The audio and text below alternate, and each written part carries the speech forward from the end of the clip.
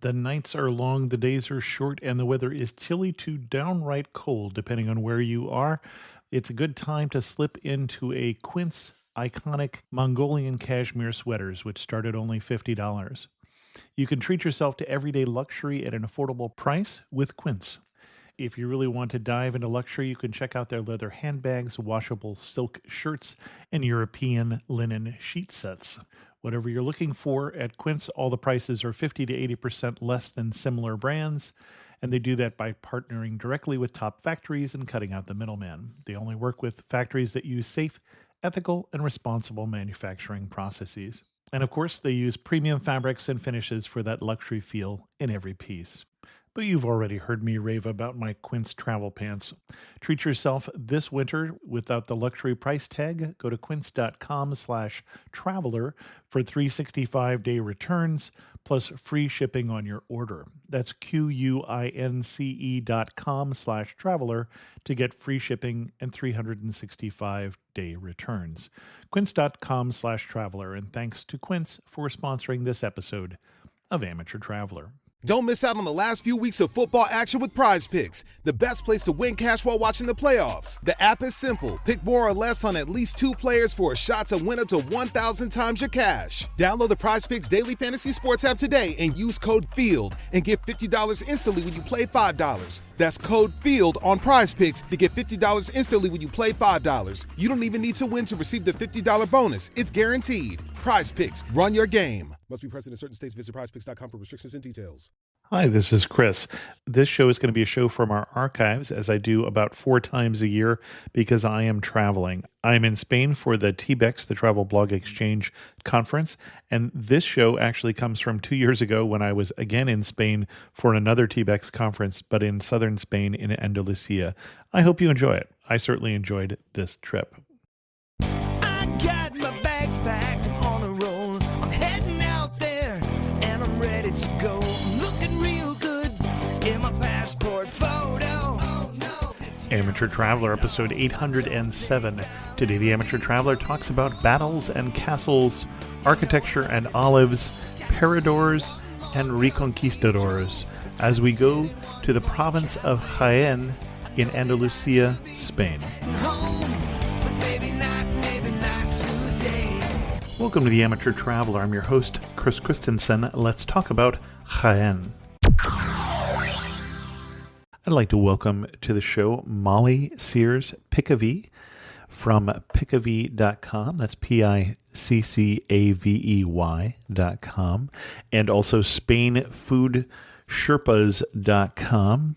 And Molly has come to talk to us about a region of Andalusia that I didn't know until very recently, and you may also not know. Molly, welcome to the show.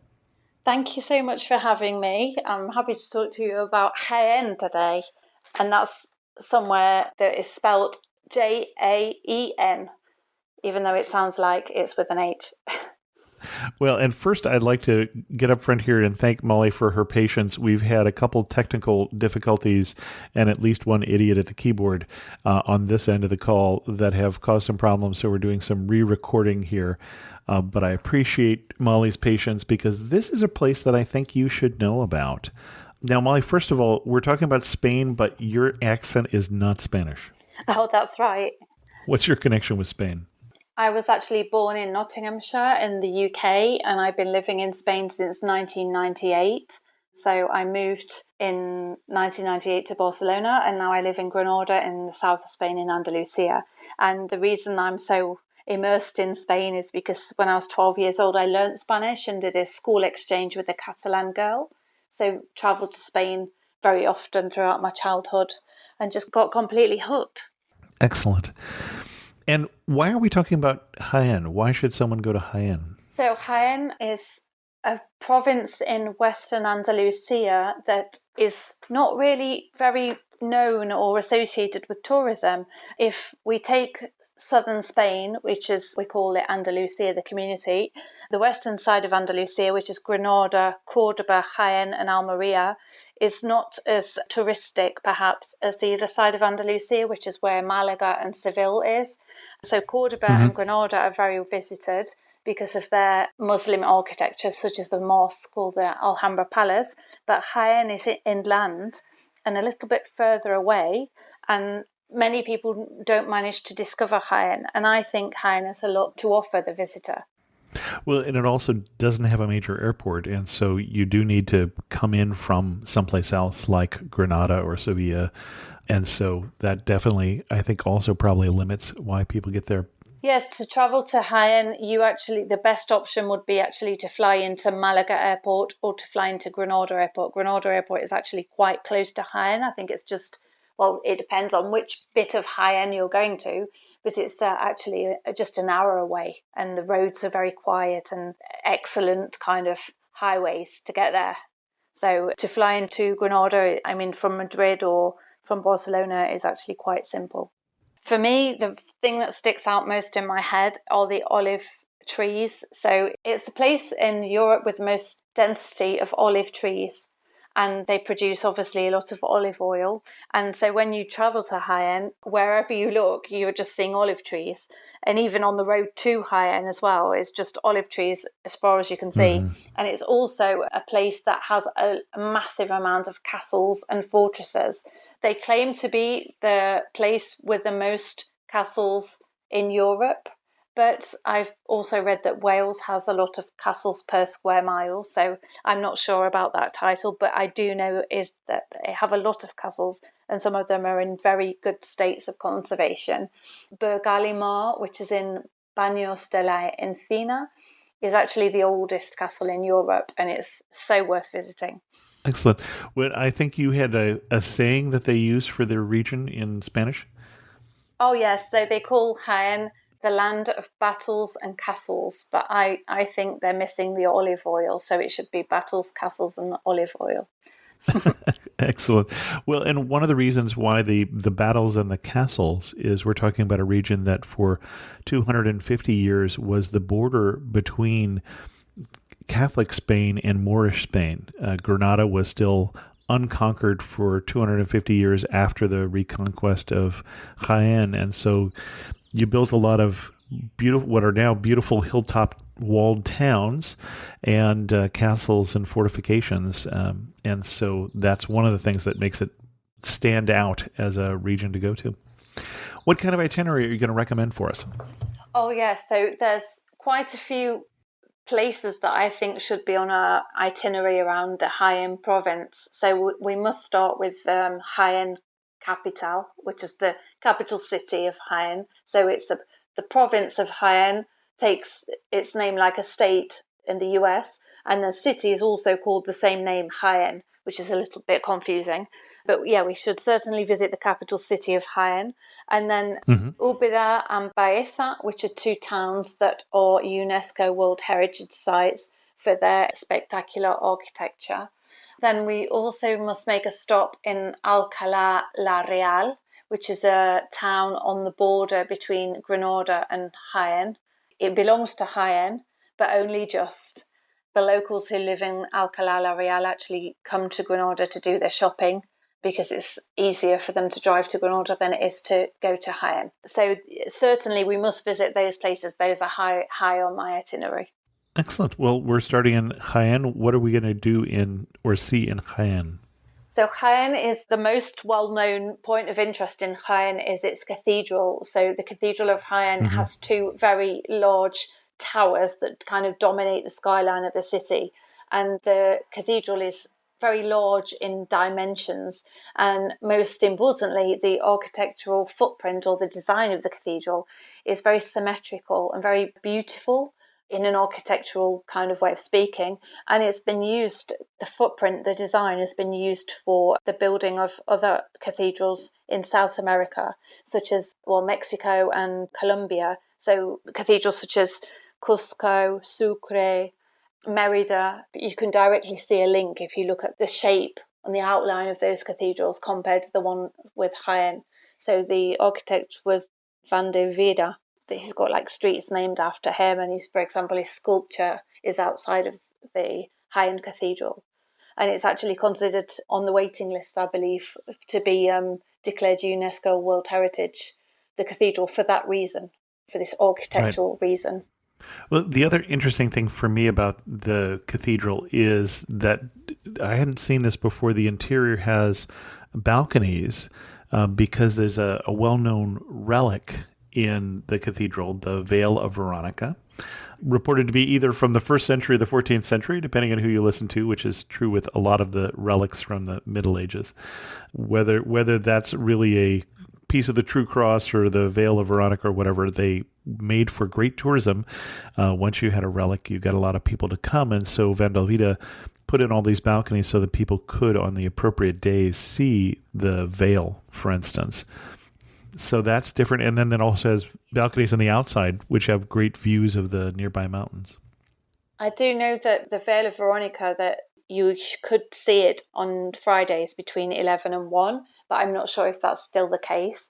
On those balconies, the balconies are very high up above the nave of the cathedral. And just the view from those balconies down into the cathedral is stunning and quite unique. And then I know that the archive of the city of Jaén was held in some of those rooms that are behind those balconies for many, many years. It's not the case now. I mean, those archives remain, but the recent archives from the city, the births, deaths and marriages, aren't held in the cathedral anymore. They're all held in a government building, but the historic ones are there in the cathedral. Excellent. What else are we going to see in Jaén? After visiting the cathedral, which is kind of in the main town, in the historic part of town, we have to go right up the top of the hill. Perched above the city is the Parador de Jaén and the castle of Santa Catalina. And this viewpoint is magnificent. So if the cathedral is already big and these towers are very dominating the skyline, imagine to be perched up above the city, looking down onto the cathedral, onto the city, onto the surrounding hillsides and all of these olive trees that disappear into the distance. Is quite an amazing view. Any Spanish Parador is always worth a stop. But that Parador, I really enjoyed being there when I've been. Well, and you say Paradors, and we haven't talked about them a little bit on Amateur Traveler. So this is a chain of national hotels, either in significant locations or in significant old buildings. In Ronda, where I've stayed, it's in the old city hall. There are other places it's in old monasteries. Or like here, it's in a significant location where it's next to the old castle and built in a style as if it were a castle, but built in the 1960s. I think Franco started the Parador system, but they're a Spanish treasure. If you get a chance to stay in a Parador or eat lunch in a Parador or something, they're worth a visit. Yeah, that's so true. I mean, whenever I'm traveling, I always try and look out if there's a Parador nearby or one I can go for lunch or even for just stop off for a coffee. I've done that before quite a few times in a place called Tortosa, which is just near to Tarragona, because driving down from Barcelona, driving south, it was a nice stop, and we stopped there and had the local delicacy, like the local pastries and coffee, as a morning stop rather than just stopping off at some boring service station. And that had amazing views as well. Yeah, so Paradors, they're very interesting buildings because of what you're saying, either the location or the history behind the building, or they're very dramatic many of the times. I mean, even the one in Granada is set inside the grounds of the Alhambra. Oh, I'd forgotten that. Excellent. Well, and this particular one, you mentioned the view. I think the view from the hilltop towns in Jaén, from Jaén or from Ubeda or Baeza, I think it rivals the views in Tuscany. The difference being that instead of a lot of vine, you're seeing a lot of olive trees. The tourism board told me there's 65 million olive trees in the province. So quite a lot of hilltop towns, and then in between them is this valley filled with olive trees. And then again, if you look south from the Parador or from the castle right next to it, you see the hills, the mountains, one of the set of mountains that surround this area. And this is the Sierra Magina? Yes, Sierra Mágina is the natural park that's the closest to the city of Jaén. So, yeah, it's the one that's most visible. But there's also another natural park which is very large in expansion, which is Casola and Segura and Las Villas. So it's like a group of three, almost three kind of locations. And that is right at the top of the province of Jaén. So lots of opportunities for people who are doing outdoor pursuits, whether that be mountain biking or hiking or horse riding or what have you. There's so many stunning locations. And I mean, I was saying about these fortresses and ruins and castles. There are many which are in very difficult to find places or off the beaten track. So if you were hiking, you might get the opportunity to see ones, whereas if you were just by road or sticking to towns and villages, you probably wouldn't come across. Excellent. Well, and I know the tourism board would certainly like us to add the national parks to your list there of things to see in the province. I did not see any of them, so I can't comment, but I've heard wonderful things about them. Any particular area in or around the national parks that you would recommend? I know you're not a hiker. No, I'm definitely not a hiker. I'm a city girl. So I'm very much into my food, gastronomy, museums, architecture, all that kind of thing, and lots of concrete. Next to Sierra Mágina, there's a charming little village called Pegalajar, and in the village is a restaurant called Alcúzar, and I think it's one of the best meals I've ever had in all the time I've lived in Spain. The wine list they had there was incredible. It was something on a par of what I would expect in Madrid or, I don't know, some fancy restaurant. That really, the wine list was spectacular, and they had amazing olive oil. I mean, of course they did. They're in Sierra Mágina. But I don't know, just everything, the bread, the wine, the olive oil. It was almost like going to somebody's family house to have lunch, and they brought out the best of everything. They were charming, but the food was amazing. But it's one of those places you don't kind of walk in, expect lunch to be an hour and leave. You're kind of there for the day. But it was amazing. Okay. Konnichiwa, I'm Yuki, a tour leader with Explore. Who knew that hidden among Tokyo's towering skyscrapers was a peaceful tea house surrounded by ancient trees and serene ponds? Actually, I knew. It was my mother's secret sanctuary. Not everyone knows about Tokyo's Hamarikyu Gardens. Arigatou gozaimasu. But you will if you explore. Search exploreworldwide.com and don't just travel, explore.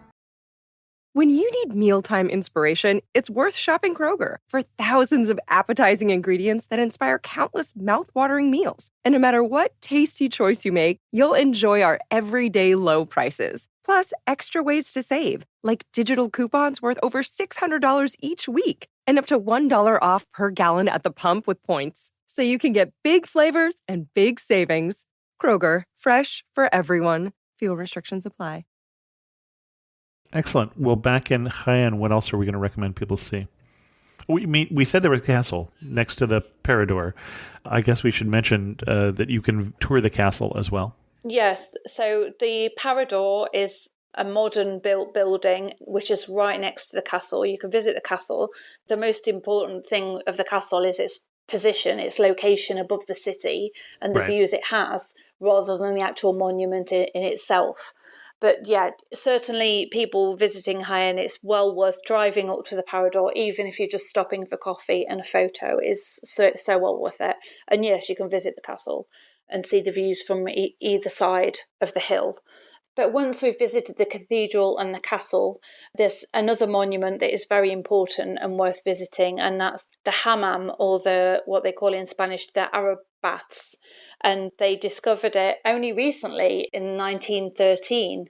Basically, the hammam had been filled in with a lot of rocks and rubble so somebody could build their palace, and it had been kind of almost lost forever. And then it was rediscovered in 1913 and it's been recovered. And now we can visit it, and it's the largest Arab baths or hammam in Spain.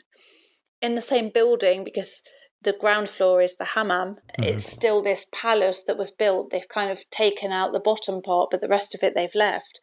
The palace has a very beautiful view from the top. Again, a different perspective than the one you have from Santa Catalina. You can kind of see the cathedral much closer, but it's a very, very nice viewing, like a terrace where you can view things. And then on the top floor of this building, they have a museum called the Museum of Naive Art. Now, I'd not come across naive art before, and the only way I can describe it is from a distance, it looks like children's drawings because they're very colourful and using like the primary colours and very simplistic lines. It makes me think of Mexican rugs or those kind of colours, very vibrant colours, very happy colours. And that museum has a collection of naive art where the artists are international. I found it a total surprise. I didn't expect to come across that, and I'd never seen that before, and I really enjoyed being there because usually when I've been to Spanish art museums, they tend to be very dramatic and things to do with the Inquisition or religion or battles or anything doom and gloom. So this was a complete contrast to that. So it's the opposite of El Greco, you're saying? Exactly that. Excellent. Anything else we want to see in Jaén? So in Jaén, I must point out that they have excellent food. Generally in the province of Jaén, you're going to eat very well. But in Jaén, the city, it's known for its tapas. They will give you a complimentary tapa if you ask for a beer or a Coca-Cola.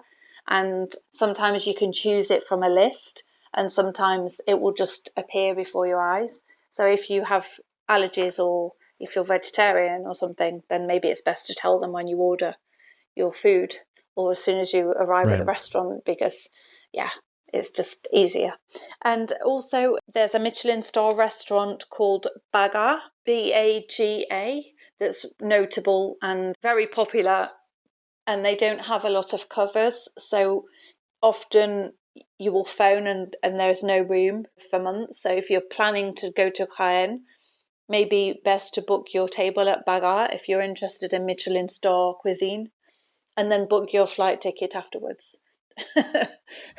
Because it's very in demand, it's very popular. I think you're a little more into your food than I am, but okay, excellent. Are we ready to move on to Ubeda? Of course. So Ubeda is a short drive from Jaén, and it's UNESCO World Heritage, along with its neighbour Baeza. The architecture in Ubeda, which is what stands out the most, is Renaissance, and it's second in the world for its collection of Renaissance architecture after Florence. And most of it is concentrated in a square called Vázquez de Molina. And this square, I say a square makes it sound small, but it's not. This square is a very large rectangle. Yes, it's not square and it's not small. It's a very large rectangular space with huge buildings on each side, or several huge buildings on each side. And there's a chapel which is extremely ornate on the inside. This chapel was a chapel of rest for a very wealthy family. And actually, when you go inside, it feels like you're in a cathedral or something along those lines, more than a chapel of rest. It's a very huge building and very ornate. The architect was Diego de Siloe, who was the same architect as Granada Cathedral. So imagine if a family was so wealthy to have an architect who'd built the cathedral to build their chapel of rest. Well, you can just imagine. I mean, it's very superlative, very over the top. Well, I think chapel of rest may be a British term. We would call it a funerary chapel, or basically a chapel where people are buried. Is why we're resting there. A private family chapel, and again, chapel just doesn't seem like the right thing. When we were touring the city, our tour guide said, "What do you think this is?" And we said, "Well, clearly it's the church." And it's not. It has never been a church. It was just built for a family. And inside, it's very Baroque right now, but I guess it was originally not. It was originally Renaissance, as you said, much of the town was. But some very wealthy family built this and then married into nobility. And so it's now a noble family, but the person who built it was not at the time in his life, but his kids were. Yes, and The chapel is probably one of the most impressive buildings on the square, but then there's many other buildings on the square worth visiting. Next door to the chapel is the Parador, another Parador. So that's Parador of Ubeda, so you can stay there. You can also eat there, and it's worth just walking through the door to see the inner courtyard or the patio, which is very serene and very Andalusian style architecture. Yeah, the only difference being that this one is now roofed so that they could air condition the interior, because we haven't said, at least we haven't said in this version of the recording, that this region gets pretty warm. And so it can be quite warm in the summer times in this area. And so they decided to fix it in this particular case and give the people who were staying there a little more shade. Yeah, that makes sense, because it would generally mean that for 3 or 4 months of the year, for lunch service, you wouldn't want to eat in that patio. And so that's a lot of trade to lose, not only from the people who are staying at the hotel, but also from locals who want to have lunch at the Parador. So the temperatures can easily get to 105 at lunchtime for, I would say, in June, second part of June, July and August. So Western Andalusia, whether it be Cordoba, Granada or Jaén, are extremely warm in the summer months. So I would kind of think, if you want to be visiting monuments and walking around and enjoying these places, then to avoid those hot summer months, unless you don't mind the heat, right. And then you're going to get very cheap hotel rates because it's our low season. Right. Well, you were saying that just recently in Granada, where you live, it was 108, and when I was in Seville last week, it was 107. So yeah, quite warm. Or if you're in Celsius, we're talking low 40s at this point. So. Yeah, in Granada we had 41.3 2 days ago, so this is mid-June, so hot. a very early heat wave. But yes, it's happening. Excellent. What else are we seeing in Ubeda? So in Ubeda, we're still sorry. in this.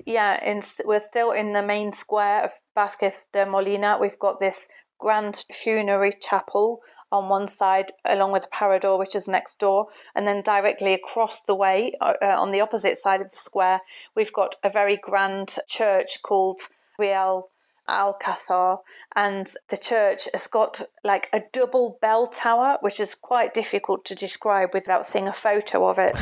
And this double bell tower makes it very ornate.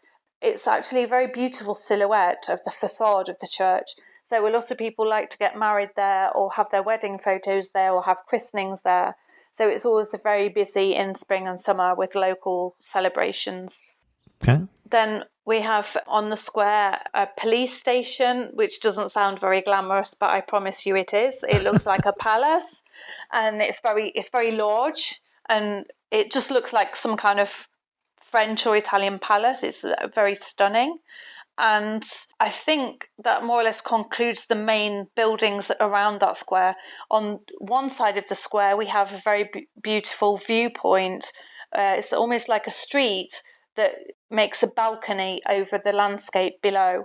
And you can see for a very long distance, and it just seems to be a sea of olive trees. And it's one of the nicest views I've ever seen of Andalusian countryside. It stays with you. Yeah. No, I think it rivals Tuscany. I really do think that it's a beautiful, beautiful area with the hills and the backgrounds and these white hilltop villages. Yes. Except without the tourists. Yeah, that's the thing. It's not a main tourist destination. You do get some Spanish tourists who are visiting on weekends, who want to see the architecture, who want to buy good olive oil, that kind of thing. And so people might go to Ubeda and Baeza for a weekend as a typical thing. They'll stay in a hotel 2 nights, visit Baeza on one night, Ubeda the next night, and then go to wherever they came from, Madrid or Valencia or wherever. But in the midweek, I think it's not a busy destination at all, neither for Spanish tourists nor for international tourists. Also for Ubeda, we need to think about where we're going to have lunch, because that's always high up on my itinerary. So rather than naming a specific restaurant, I would just point people in the direction of Calle Real, because I remember on that street we ate in several different locations, a couple of tapas here, a dish here and a dish there, and it was all wonderful. Well, we stayed actually when I was there 2 weeks ago in the as part of a press trip with Visit Andalucia in the Hotel Palazzo. Sorry, I'm saying that with the Italian accent. Palacio de Ubeda, which was a very lovely 5-star hotel just off that street, and so it's not a bad place to stay. Also, is somewhere along there because that's really where I think the heart of the city is, at that old town. Yeah, that's totally right. Yeah. So once we've finished in Ubeda, the next town is Baeza, which is also UNESCO World Heritage. And Baeza, while Ubeda is very grand and there's like palatial buildings and everything has a lot of space, Baeza is quite different. It's more compact. I think it's more charming. And I don't know, it just seems more atmospheric to me. Mm-hmm. Baeza also has a very important cathedral, which is one of the oldest cathedrals in Spain. But one of the things that most sticks out to me is the Plaza del Populo. It's a square which on two sides has buildings and on the other two sides is open. One of the open sides has a gateway, like a Muslim archway almost. And that is called Puerta de Jaén, and it used to be the archway in the walled city to open the road to go to Jaén, the capital city. And in that square is a very old fountain that I can't tell you the date of. I can tell you the date that it came to Baeza. The fountain was moved from a place called Castelló, and it was moved there in 1510.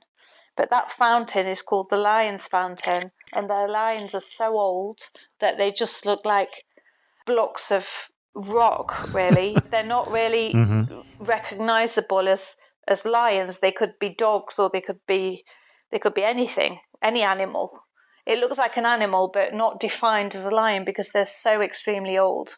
So that's from an archaeological site in Castelló, which is out in the fields of Jaén. And that fountain is the center focus of this square, Plaza del Populo. You said an archaeological site. So we're talking about a Roman city, basically, that was abandoned. Iberia and when it was abandoned, Roman. And that was where I was recommended as somebody who loves Roman ruins. You know, if I'm wanting to see more of those in this particular area, that would be where I was directed to go.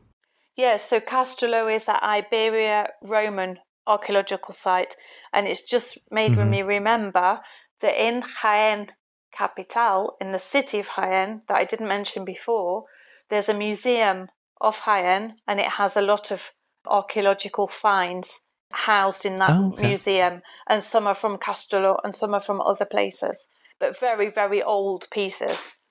But yes, the Plaza del Populo in Baeza has this beautiful gateway. It has this ancient fountain in the center. On the back wall is one of the buildings is the old city archive, which is now the tourism office, and it's set in an absolutely beautiful building.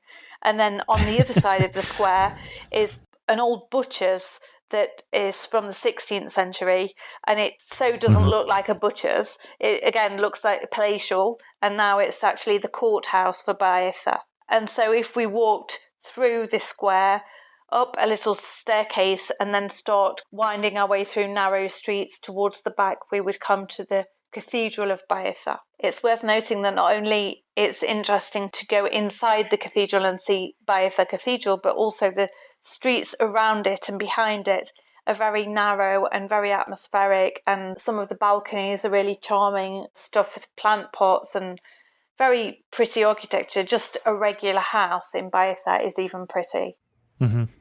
Very Andalusian white town kind of look. Yeah, that's right. Hey, Atlanta. Say hello to Small Business Help from Apple. That's right. We're here to make starting and running your business simpler.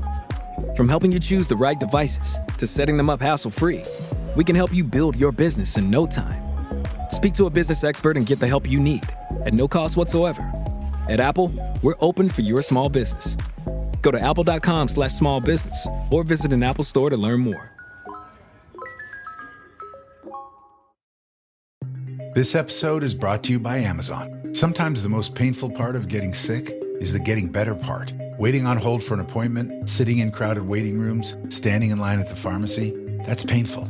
Amazon One Medical and Amazon Pharmacy remove those painful parts of getting better with things like 24/7 virtual visits and prescriptions delivered to your door. Thanks to Amazon Pharmacy and Amazon One Medical, healthcare just got less painful. And as we come outside the cathedral, there's a very beautiful fountain that is the St. Mary's Fountain, and it's from the 1500s. That fountain is the symbol of the city of Baeza. So if you ever see anything about Baeza, they always have the photo there, or it's the symbol of the city. And then just down from there, we've got a very old building that is the University of Baeza. And then still a little bit further down the street, we have the Palacio of Jabal Quinto that used to be the University of Baeza as well. And it's actually the most stunning building. And it was a nobleman's palace. And then it became the university, and I believe now it's a high school. We were told sorry, you're in the other one. Sorry. I'm in the one where it has like closer. Nobles on the front of the building. Exactly. Well, there's two parts of the university, and one was a palace as well that was given as a wedding gift. And that's the other piece, not the one that's the high school that's now an international university. Yeah. And I still thought that's got to be the prettiest high school I've ever seen, the old university building. But the interesting thing for me was the inscriptions in red on the outside of the university. And I was told something different from what you told me. You filled in some knowledge that I didn't have, because we were told that this was graduates of the university, but I got a simplified version. What was I missing? Yeah, so they're old inscriptions on the university facade, and also these inscriptions are visible in other places, such as Salamanca, and in Granada we have some on the Royal Chapel. And basically these are graffitis for people who've graduated from a university, and they're celebrating and they want to kind of mark the date that they graduated. But rather than it being every single student that graduated, the only people who did that were sons of very prominent people, either wealthy people or influential people at the time. So it would have been bourgeoisie at the least. And their sons marking their graduation for everybody to see, like a public announcement almost, but then it's there for history. So rather than clean it up, they've been left as historical inscriptions, but these are very recent compared to the age of the building. I mean, they're not recent, they're 17th century, probably 18th century. Right. Oh, one thing that we didn't say with the cathedral that's worth going into, if you go back into the sacristy of the cathedral, so where they store the vestments, the thing the priests wear, and some of those things, they have a wonderful old book collection, including some large illustrated music manuscripts that were for the choir, because every member of the choir didn't have their own music. It was just too expensive. So a pretty little area in the back of the cathedral worth going into. Excellent. I didn't know about that. Well, there you go. Anything else we should cover in Baeza? Yes. So in Baeza, we need to cover the Plaza de Constitución. This main square used to be a marketplace, and so it's a large esplanade or a large open space, which is where you can park your car if you just arrive to Baeza. There's parking spots around there, and there's a bandstand. And if there's anything going on, like there's the town fair or any special event, it nearly always is on there. And around that area, there are restaurants and bars and terraces as well, and some shops. And it's also worth mentioning because it's the heart of the city centre. Excellent.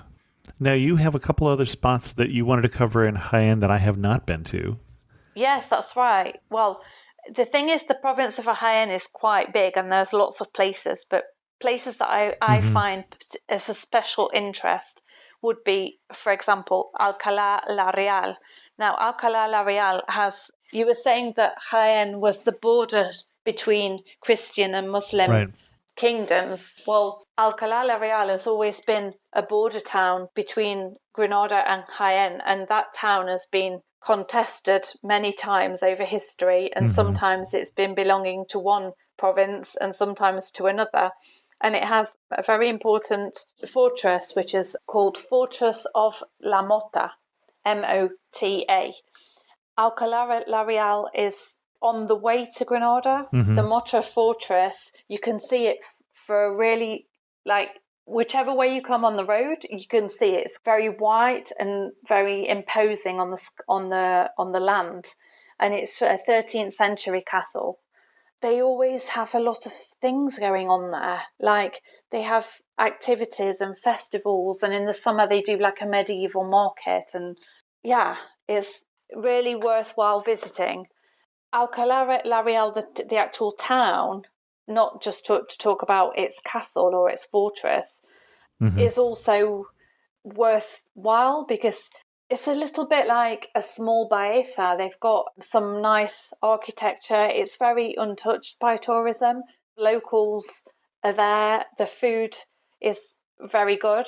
And in summer, they have a festival where they're doing like nighttime concerts and things like that. And yeah, it's an interesting and unusual destination to visit, but usually with a lot of cultural activities, particularly on weekends. And then the last place I would like to mention in Jaén is Baños de Encina, which is the place where the Burgalimor Castle is, which is the oldest castle in Europe. And Burgalimor is absolutely impeccably preserved. And when you're in the castle, you can see on one side like the river and the mountains, and on the other side you can see the town. And it's got like a lot of turrets. It's like a Lego castle. It's like the iconic castle, but in real life. I understand what you're saying. Okay. And extremely old. Actually, it's an Islamic fortress. It's 100 meters long and got 15 watchtowers. So, I mean, it's really something. When you visit it, they do like a guided tour. It's really charming. And the town of Baños de la Encina is, again, another charming Andalusian town, just to wander around, to go and see the church, to have nice food, and to just basically be immersed in an Andalusian life for a little while you're on holiday. No, this is definitely someplace that I need to get back to. That's pretty amazing. One thing that I noticed about when you were talking about Alcalá La Real is that it also has been inhabited since the Paleolithic age. There are signs of human presence going back to prehistoric time, which is true in a couple different places in Andalusia. You can see caves, for instance, with cave art going back, 10, 12, 14,000 years, which is something that is amazing if you get a chance to do that. Yeah, there's quite a lot of what we call Iberos, like information about the Iberos in Jaén province as well, which I think the easiest place to access that is at the Museum of Jaén. Like, certainly as a starting point. So I think you're talking about the people who predate the Romans and the Carthaginians coming into the region. Yeah, that's exactly it. The 6th century, around that time. Excellent. Or BC, yeah. Yeah. Excellent. Well, that was your itinerary that you promised us. Is there anything else you want to add? If I had another day, you would throw in what? Oh, well, there's so many things. For example, Castillo de Locobin is a place that's famous for cherries, and they have a cherry festival. But, I mean, you've got to go specifically at the time of the cherry festival, which is the 1st of July. It's just about to come up now. And so they're doing like lots of food, obviously recipes to do with cherries, like cherry soup and anything to do with cherry sauce and cherry pie and cherry everything. But the cherries are produced there in Castillo de Locobin, and they're exported to Germany. They're exported in different places in Europe. But of course, we eat a lot of them in Spain as well. And the cherries are absolutely amazing. Oh, really good. And I'm realizing we had a cherry gazpacho, and that's not the name of it. That's got another name when we were there. No, that's right. That's what it's called. Oh, okay. All right. Yes. I thought they had a specific name for it, but I'm drawing a blank anyway. But yeah, very different. I'd never seen that before. No, it would just be a gazpacho de cereza, cherry gazpacho in Spanish. So instead of using it's just the same gazpacho recipe, but you've got a lot of cherries in there and less tomatoes, or no tomatoes, depending on how they do it. But it's absolutely delicious. It was good, but it was quite different. Yeah, it's a savory cherry recipe. Excellent. Anything else you would tell us that we need to know before we go to Jaén? The hotels in Jaén province, they are in the main cities. So you'd need to look at hotels, for example, in Jaén city, or in Úbeda, or in Baeza, or in Alcalá la Real. And then in other areas, they're going to be more rural type of accommodation, like maybe a farmhouse that you can rent or something along those lines. But those tend to be longer rentals. So it wouldn't be just a couple of nights. It would be for 2 weeks or a month. Okay.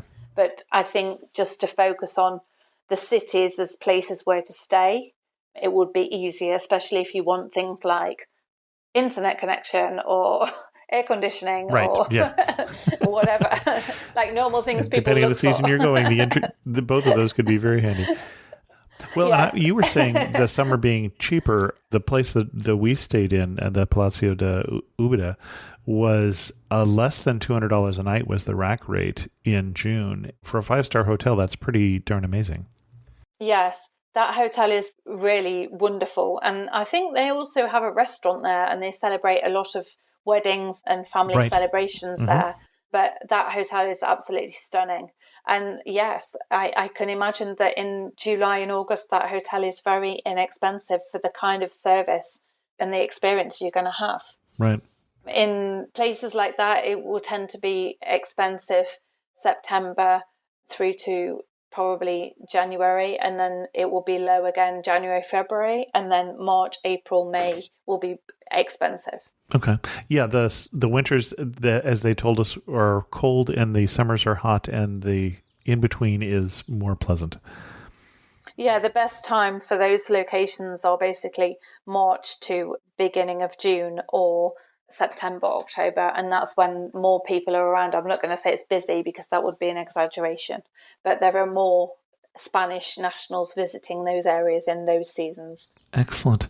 Well, Molly, we're in real danger of actually finishing the show this time as we get to some of our wrap-up questions. You're standing in the prettiest spot in Jaén. Where are you standing, and what are you looking at? For me, in the Plaza del Popolo in Baeza, most definitely. Okay. Looking at the lions on that fountain with the gate of Jaén in the background. And the prettiest tourism office in the world? Most likely, yes. Excellent. And one thing that makes you laugh and say only in Jaén? I think the heat, because I have been to a place called Linares, which is a town in Jaén, and I went to their summer fair, which is at the end of the season. I can't remember if it was August or the beginning of September. It was super hot.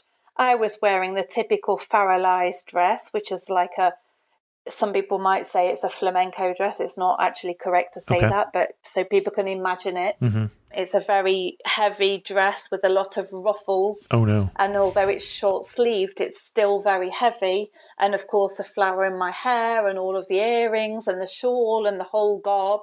And we went to the Feria de Linares at lunchtime to dance and drink alcohol with some ridiculous temperature. I don't know what the temperature was. I can't remember, but it certainly would have been 105, if not more.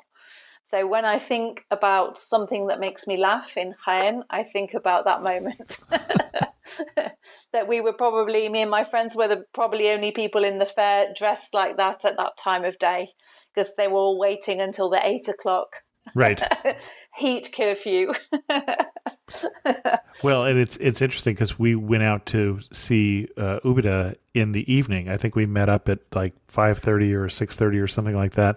But you have till 10 o'clock till it gets dark. Well, 10 o'clock till the sun even goes down, let alone till it gets dark. And so, yeah, there's just no point out going out in the heat of the day and in the middle of Jaén or really Andalusia in general, unless you're by the coast. That's right.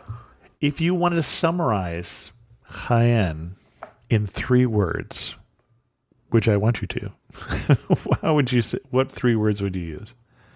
Undiscovered. Yes. Olive trees and castles. I cheated, it's 4. Excellent. Yeah, you cheated. By the time you record this 3 times, you could have 5 if you want to. Our guest again has been Molly Sears-Piccavey. And Molly, we mentioned Piccavey.com, but you also do tours. So SpainFoodSherpas.com. And I'm going to guess, just from the title, we're talking food tours, which doesn't surprise me after talking to you about Spain. Of course. So we have food tours that last around 3 hours or so in Granada City, Malaga City, and Seville. And we basically try to share the local insight to the food scene in each location. So rather than it being a generic, we have sangria, we have paella. It's not that. We tell people about what we produce in Granada, what the locals eat in their houses, local recipes, seasonal cuisine, things like that in each one. And actually, even though between Granada and Malaga there's just over 1 hour by car, the food scene is quite different. Malaga is on the coast, Granada is inland and has mountains. So the food scene is very different despite the short distance. Excellent. So the idea of our food tours is to give more local insight and local flavour to visitors. And of course, they're all in English. Well, and I'll put a link to both of Molly's sites in the show notes at amateurtraveler.com. Molly, thank you so much for your patience. And thank you so much for sharing with us your love for Spain and particularly for Jaén. It's been great. Thank you. I'd like to make a special thanks to patrons of the show who help support the show financially and also just make the work that I put into the show a little more fun. And a special thanks to 2 new patrons of the show, Dan and also Keith Doby. Thanks so much for supporting the show. If you too want to become a patron of the show, you can go to patreon.com/amateurtraveler.